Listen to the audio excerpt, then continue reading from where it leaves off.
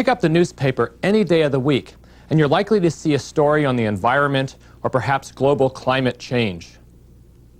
These stories are often going to be based on new scientific measurements and observations, yet they often have a decidedly political tone. Well, whatever your political leanings, it's becoming clear that human activities can affect the global environment, often in ways that are difficult to predict. In this, the penultimate lecture of the series, I want to focus on three great modern problems that are affecting human society. The first of these is the ozone hole. The second, acid rain. And third, the greenhouse effect. In each of these stories, I'm going to focus on both what we know and also what we don't know, and also some of the possible solutions to these great problems. In the last lecture, I talked about the law of unintended consequences, which states that you can't change one part of a system without altering other parts, often in unexpected ways, sometimes in catastrophic ways. Modern human society has run smack into this law at the global level. Any day you can pick up the newspaper, and there's likely to be a story about one of these great environmental crises. Now, as noted in the last lecture, scientific conclusions about the environment often seem to reflect individual prejudices, ideologies about the way the Earth might work. Some observers tend to think of the environment as being very fragile, as constantly in peril, under assault by opportunistic industry, by a government which really doesn't care that much, and by exploding world populations. On the other hand, there are people who believe that the environment is robust, that the Earth is resilient, and any insults that we can throw at it will just be taken in stride. The most pressing unanswered questions about the environment relate to specific human actions and their consequences. Now, it's quite easy to spot many of the localized short-term problems. We're good at dealing with these. A toxic chemical spill, for example, can kill everything in its path, and authorities waste no time in trying to clean up that. It requires immediate action, and that action is forthcoming. Almost every day, newspapers report a new technology related to health hazards. And again, we're very quick at responding to some of these. We're bombarded by stories about chemical dumping, about nuclear accidents, about oil spills, and these are cleaned up rather quickly. We have other reports that link cancer deaths to all sorts of chemicals, to artificial sweeteners, to pesticides, to poor diet. We hear about asbestos and radon, DDT, PCBs, CFCs, dozens of other concerns, chemicals that compete for public attention. Governments are generally quite excellent at passing legislation to fix these localized specific problems, whether they're real or imagined. But as the problems become more and more gradual, less localized, as the details of the cause and effect become more fuzzy, solutions become more costly, it becomes inconvenient to try to fix these problems, and calls for action seem somewhat less compelling. I want to look at three of these great global environmental concerns. These are issues of our day which you constantly see in the newspaper. I want to tell you what we know about these concerns, what still remain uncertain, and also how they might be fixed, what sort of solutions are forthcoming. I'm going to look at the ozone hole, acid rain, and the greenhouse effect. So the first of these three environmental problems I want to consider is the ozone hole. It's very possible that a half-century from now, the salvation of the Earth's ozone layer may be viewed as one of the great environmental triumphs of our time. It may also be considered an object lesson in the risks of new chemicals. Let me tell you about the ozone layer, because it's not really a layer. It's just a region of the atmosphere about 35 kilometers up, a thick band in which there's a slight increased concentration of the molecule ozone. Ozone is O3, three atoms of oxygen bound together. And it only comprises a small fraction of the percent of the atmosphere at that level. Most of the atmosphere is still nitrogen and oxygen. CO2 and water vapor are much more abundant minor components than ozone, but still there's an increased concentration of ozone in this region. This trace amount of ozone absorbs the sun's harmful UVB radiation, that ultraviolet radiation that can cause sunburn It severely affects phytoplankton and plant growth. It's harmful to life on the surface of Earth, and ozone thus provides a protective layer that shields us from this radiation. We have to go back to the 1950s to see where this ozone hole problem came from. In the 1950s, gases called chlorofluorocarbons, or CFCs, were first introduced and found to provide cheap, non-toxic materials for refrigerators. They also were used for aerosols. They were used for other everyday applications, for cleaning surfaces and so forth. Production of the gas Freon, which you may have heard of, and other CFCs quickly grew into a major chemical industry. There seemed to be many benefits because these were non-toxic gases, and there didn't seem to be a downside at all to CFCs. But doubts about the safety of CFCs were first raised in the 1970s, following a series of chemical experiments on ozone. That's that natural molecule with 3 oxygens that I was telling you about. In 1970, Dutch chemist Paul Cruijtsen demonstrated that ozone can be depleted by chemical reactions with nitrogen oxides. That's a common ingredient of smog. And a few years later, the Americans Mario Molino of MIT and F. Sherland Rowland of the University of California at Irvine added to the concerns because they showed that CFC can cause rapid destruction of ozone through a series of simple chemical reactions. What happens high in the atmosphere is you have normally stable CFC molecules, but they're fragmented by ultraviolet light, the very ultraviolet light that ozone absorbs. And when they're fragmented, it triggers the release of single, highly reactive chlorine atoms. Remember, chlorine is one of those halogens in the next to the last column of the periodic table, highly reactive gases.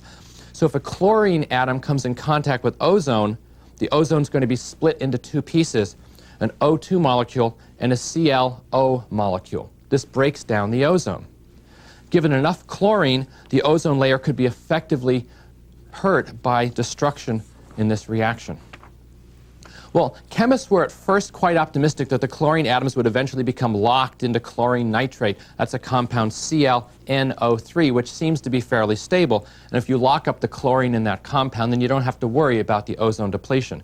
But these hopes were dashed in 1985 when a British scientific survey revealed the severe depletion of the ozone over the Antarctic. This depletion, by the way, is called the ozone hole. And again, this is somewhat of a misnomer. It's not really a hole. It's just a region in the atmosphere where there's much less ozone than you normally would expect to find. Scientists now issue yearly reports on the size of the hole, the duration of the hole, the depth of the hole, and by depth I just mean the amount, the percent depletion. The ozone hole appears for a few months during the southern hemisphere spring, and since 1985, the hole has gotten steadily larger and deeper and longer in duration. Each year it seems it gets worse, and indeed in 1998 it was worse than at any time previous. At its maximum, more than 70% of the ozone may be destroyed in this ozone hole. Cruijtsen and others quickly realized that stratospheric ice particles, which concentrate over Antarctica during the dark months of winter, provide a surface on which chlorine nitrate breaks down. So chlorine is no longer stabilized in the atmosphere by this chlorine nitrate molecule, and thus the single chlorine atom continuously recycles and keeps breaking down more and more ozone. Indeed, chlorine becomes a catalyst for the destruction of ozone. One chlorine atom, therefore, can destroy thousands of ozone molecules. In response to the growing danger, 70 nations signed the 1987 Montreal Protocol. This is a treaty to eliminate the production of CFCs by the year 2000. Congress voted, in fact, to accelerate this schedule so that no CFCs will be produced in the United States after 1995. Well, the treaties received rather mixed reviews subsequently. On the plus side, in recognition of the work that, quote, contributed to our salvation from a global environmental problem that could have catastrophic consequences, the Royal Swedish Academy of Sciences awarded Cruijtsen, Molina, and Rowland the 1995 Nobel Prize for Chemistry. This is a bold and unusual selection. It's the first time ever that a Nobel Prize has been awarded for an environmental science discovery, and it underscored the essential role of basic research and understanding how the environment works. But ironically, the very week that the Nobel Prizes were announced, the United States Congress held new hearings to consider lifting that CFC ban. Conservative Republican Representative Tom DeLay of Texas, who introduced legislation to lift this CFC ban, said the following, and I'm reading a quote from DeLay now. "I am here today because I believe that the science underlying the ban on CFCs and the connection between health and ozone depletion is debatable." In spite of a decade of accumulated evidence and a general consensus among most scientists around the world, DeLay managed to find two scientists willing to question the cause and effect link between CFCs and the ozone hole. Now, it's certainly true in virtually any debate, there are always a few people who are willing to play devil's advocate, who are willing to argue or believe in the opposite side. The thing is, the press is often more than willing to give these people equal time because a good controversy makes a good story. But when thousands of scientists urge caution on the one hand and say there may be a catastrophic effect, and a handful ignore the danger and say, let's not worry about it, shouldn't we err on the side of caution? At least that's my opinion. The thoroughly documented connection between increased CFCs and decreasing ozone has been accepted by the vast majority of scientists today, and that's on the basis of the preponderance of evidence, as in all scientific debates. Might they be wrong? Of course they might be wrong. The ozone depletion might reflect a completely normal natural cycle. But do we want to take that chance? That's the question you have to ask yourself. A second global scale problem is acid rain, and in this case the cause and effect is not at issue.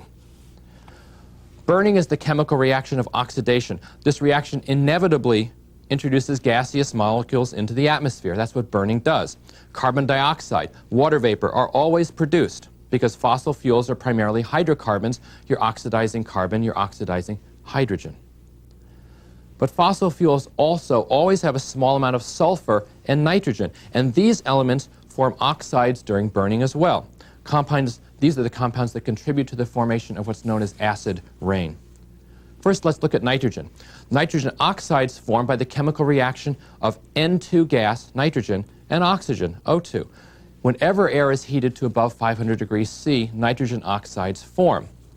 There are several different of these compounds, and they go by the general listing of NOx compounds.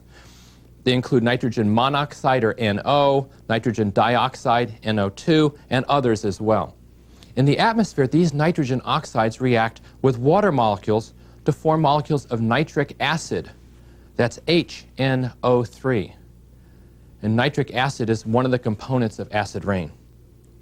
In a similar way, sulfur does the same thing. When you burn fuels with sulfur, you get sulfur dioxide. SO2 is one of the byproducts. And sulfur dioxide reacts with water in the atmosphere to form sulfuric acid. That's H2SO4, sulfuric acid, another component of acid rain.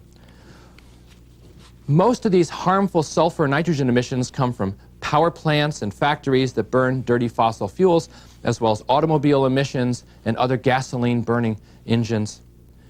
Catalytic converters certainly cut down on the emissions, but you just can't eliminate them altogether. What happens in the atmosphere is you have these essentially molecules of nitric and sulfuric acid, and then raindrops concentrate these molecules, and they become acid rain. The acid rain causes rapid dissolution of limestone and other soft sedimentary rocks. It's causing outdoor sculptures to decay in many cities in Europe and the United States. Limestone buildings begin to see a weathered pattern that you would never have seen 100 years ago. When acid rain falls in high mountainous areas, the lakes and the ponds, the groundwater may become extremely acidic, dramatically altering ecosystems, killing forests in some cases. The political difficulty in dealing with acid rain is that the source of the nitrogen and sulfur pollutants are usually far from the sites where the acid rain is actually fall. The acid rain falls far downwind from the plants that are producing most of the acidic emissions. You have tall smokestacks in the Midwest, for example, that cause acid rain in New England. You have factories in one European country that cause acid rain in other countries. So, for example, acid rain in one European country might kill a forest someplace far away. And the cause and effect can be identified, but still you have two different political systems, one that wants to be able to burn this material, the other that wants to save its forest. You can solve this problem. Smokestacks can be outfitted with complex devices called scrubbers, which remove sulfur. Automobile emissions can be greatly reduced or eliminated, for example, with electric cars or with better catalytic converters. But these modifications cost money. They're going to cost consumers money. They're going to probably eliminate factory jobs in some vicinities because it no longer becomes economically viable to run a factory when you have to have these costly scrubbers in place.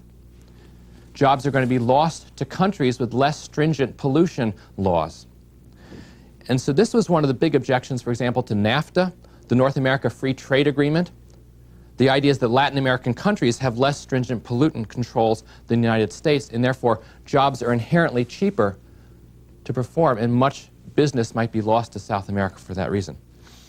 Ultimately, the global community has to establish its priorities on an issue like acid rain. I think most scientists would say that these two problems of the ozone hole and acid rain have a pretty straightforward cause and effect relationship. The problems can be solved with money and with goodwill. But now we come to the greenhouse effect. I think global warming stands out as a starkly ominous feature of the landscape of environmental issues. The concept that increased concentrations of carbon dioxide and a few other atmospheric gases as well causes a greenhouse effect, thereby increasing global temperature. It has a simple intuitive logic, but it also holds tremendous dangers for human society. The greenhouse effect is the tendency of some atmospheric gases to transmit visible light and UV ray wavelengths, just like a pane of glass. But then when that radiation heats up the surface of the Earth, and the heat energy, the infrared radiation, comes back up from the surface of the Earth, it's trapped by those gases, just like a greenhouse. If you've ever been in a greenhouse in the wintertime, you know how warm it can be, even if the outside temperatures are quite cold, because the glass traps that infrared heat radiation. The greenhouse effect is absolutely essential for survival of life on Earth. Without that trapped heat, Earth would become a frozen ball. So we have to have a greenhouse effect of some extent. But too much global warming could cause great changes. You could have extensive melting of polar ice caps, for example. You could have a substantial rise in the ocean levels. You could have shifts in global climate so that areas that were now temperate would become tropical, and areas that were now quite cold would become much warmer and more moderate in climate. So in a sense here, we're not talking about whether or not we should eliminate greenhouse gases. We can't eliminate greenhouse gases. It's just a matter of a few % change in the total amount of these gases that we're looking at when we talk about the greenhouse effect. It's a subtle effect and therefore a difficult effect to get an exact handle on. Some prophets are foretelling eco-devastation unparalleled in Earth history. They talk about impending catastrophes of violent weather, of coastal flooding, of destroyed agricultural systems. But there are others that fervently believe in a self-correcting planetary mechanism that's going to buffer whatever global insults we throw. And so, again, you have the same political dichotomy. Where do you stand? How do you solve a problem when there's such different political ideologies going on? To their profound frustration, scientists just don't know the real answer at this point. They're desperately trying to find out. So we have to look at global warming research. It's advancing on many different fronts right now. The basic data are the ongoing measurements of global temperature year by year, month by month, and also atmospheric composition as it's changing year by year. Let's talk about the temperature measurements first. Historically, most temperature measurements on Earth have been made in urban areas, in cities, and these are regions that have experienced significant warming over the past century simply because of the increased area of pavement, of blacktop. They are heat islands, and so as the city gets larger, they become more heat sinks. Therefore, you can't really trust temperature measurements made in, for example, local airports over a period of the last 50 years.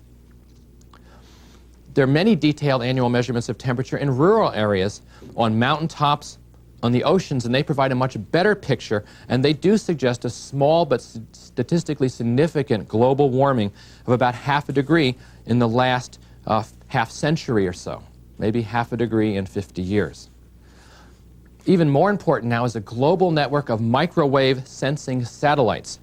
These are able to measure atmospheric temperature at high levels much more accurately, and they also, though the measurements are quite difficult, they also show a slight warming trend. Of very great importance for documenting during the coming years are going to be infrared sensing satellites that monitor the temperature of the ocean. Remember, water has a very high heat capacity, and much of the heat energy at the surface of the Earth is stored in the ocean. Even a slight increase in ocean water temperature indicates a change in global temperature. We have an Earth observing system of satellites now that's going to provide the most accurate data of this sort.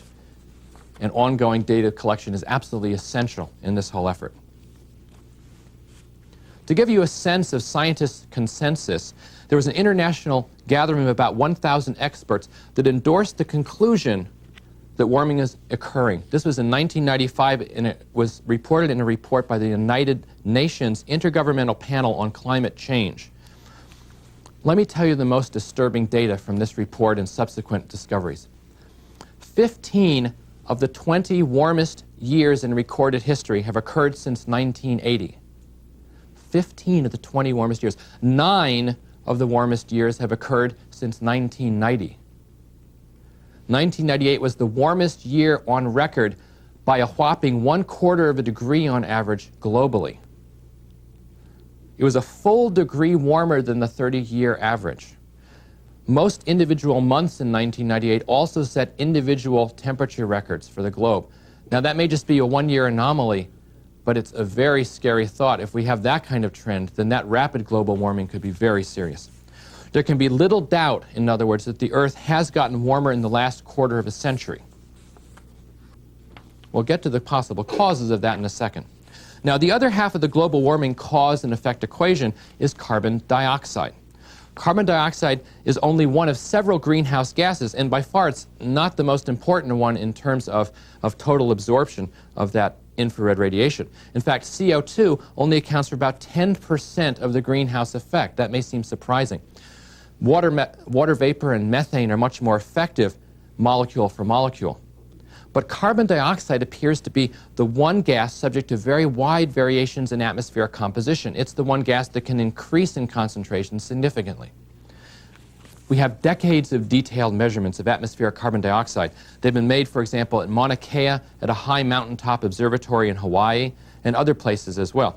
These data provide unambiguous evidence that CO2 concentrations have increased dramatically during the last century, by as much as 15% in the last 40 years alone, presumably due to the increased burning of fossil fuels, because that's where most of the CO2 is being generated and being pushed into the atmosphere. So we have two facts. Temperatures are going up, CO2 concentrations are going up. But in spite of these two facts, we don't yet know for sure if they are linked, if this is a cause and effect relationship. It's conceivable, for example, that the slight rise in temperature might be due to increased solar energy output. We know that the sun fluctuates slightly and in ways that we're not sure of. We haven't had measurements of the sun's energy output for long enough to be sure. Solar variations have certainly occurred. For example, there was a short period of global cooling during what was called the mini ice age from about 1645 to 1715. During that period, sunspots all but disappeared, and the sun is estimated to have been about 1% cooler. Well, that's a huge difference, and it caused this period of 50 years or so when climate was quite different. So it's essential to have better long-term measurements of the sun as well as atmospheric CO2 and temperatures and so forth. It's also absolutely essential to document the complex global cycles of carbon and oxygen. Where are these atoms stored? How do they shift from one reservoir to another? We really don't understand these geochemical cycles fully yet. From the political point of view, two questions rise above all the others. The first question, are CO2 concentrations leading to an increase in global temperatures? I think the most compelling evidence for this greenhouse effect comes from global circulation computer models. These are the GCMs that I talked about in the last lecture. They invariably predict warming associated with increased atmospheric carbon dioxide. Now, there are various ameliorating circumstances. You have cloud cover, which cools the Earth. It's a major uncertainty. It's also possible, for example, that increased CO2 might change the atmospheric temperature profile in such a way as to increase the cloud cover and therefore cool parts of the Earth's surface, even though you have increased CO2. There are lots of other variables, too. Vegetation. The rate of polar ice melting might affect things. Carbon dioxide uptake by the ocean is an unknown. There are mitigating effects of sulfates and other aerosols.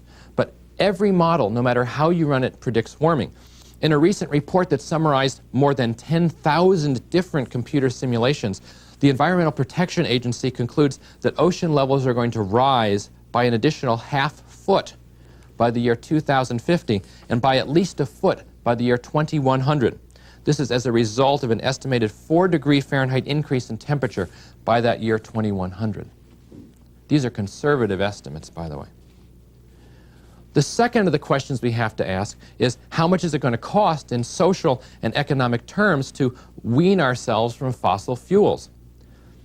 You see, any effort to drastically reduce the consumption of fossil fuels is going to cost consumers money, and it might require significant changes in our lifestyle as well. Just think about all the different ways you use fossil fuels, from burning wood or gasoline in your car, if you have natural gas or heating oil. Power plants, most of the power plants in this country are run by burning coal. So we have a tremendous infrastructure that's based on burning fossil fuels, and it's certainly true in the rest of the world as well. Some politicians from regions rich in fossil fuels, or those strongly dependent on their use, discount the significant effect of the greenhouse effect. They call global scientific change scientific nonsense. They say it's at best unproven, at worst claptrap. It's difficult to respond to such extreme claims with purely scientific arguments because uncertainties are always going to remain. But I would argue that we have only one Earth with which to perform this experiment, and we're living that experiment right now.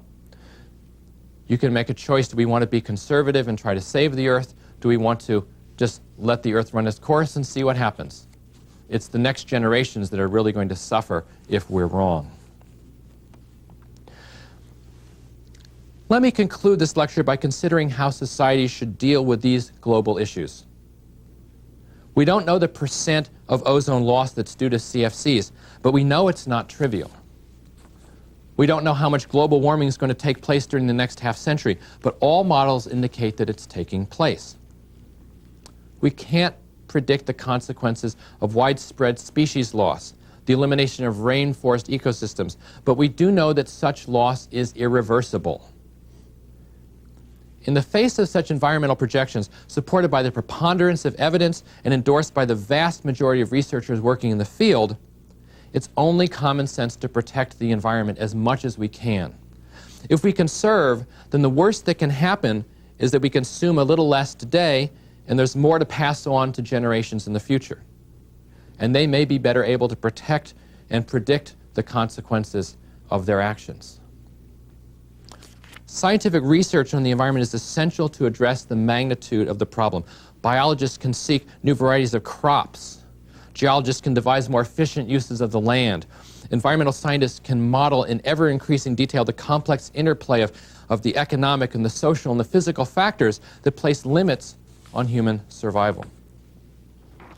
But the most troubling unanswered question about human population explosion and environmental change lie outside the domain of science. When we reach the inevitable conclusion that human population has grown too large, what do we do? Our fundamental belief that every couple has the right to have as many children as they want is going to come directly in conflict with the equally strong belief that every child deserves the resources to thrive. So we're going to have ethical decisions regarding birth control, abortion, child welfare, foreign aid. We may even have ethical questions regarding the treatment of the aged and terminally ill. Someday these may take place in a climate of fear for the survival of our species. Of one thing we can be sure: science alone cannot solve environmental problems. But without science, these problems cannot be solved. In the next lecture, I'm going to look to the future at the endless frontier of science.